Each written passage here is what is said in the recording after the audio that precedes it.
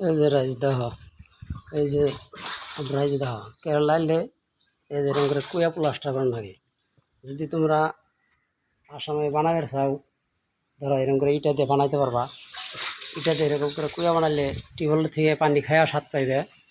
তার বাদে ঢাইকা থুবে সুন্দর করে। এরকম গুয়াহাটিতে ছোটো ছোটো এরকম বড় কেনা কুয়া কোনো জায়গায় নাই আসামে, কিন্তু কেরালায় প্রত্যেক বাড়িতে পাইবা কুয়া। কোনো বাড়িতে টিউবওয়েল পাইবে না, পাম্প পাইবে না, এরকম করে বানাইবে। আমরা করলাম কামটা, কাম করে দেখো কি সুন্দর করে ফিনিশিং দিছি, গড়িয়া ফিনিশিং। যদি তোমাকে লাগে তাহলে আমরা ইউটিউবে বা ফেসবুকে দিমু, ফোন নম্বর দিমু, তাহলে তোমরা যোগাযোগ করতে পারো। আর এই যে এটা হলো কুয়া মিস্ত্রি, এই যে কুয়া মিস্ত্রি হাতটাও ধুইতেছে, কিছুই করার না, সারাদিন আমি তুই কাম টাম করে দিলাম, সারাদিন আমি তুই কাম টাম করে দিলাম, আমি তুই ফিনিশিং দিছি, কিন্তু যেটা হচ্ছে কুয়া মিস্ত্রি। বুঝছো কি? তাহলে তোমরা সাবস্ক্রাইবার বা লাইক কমেন্ট শেয়ার সবটা করো।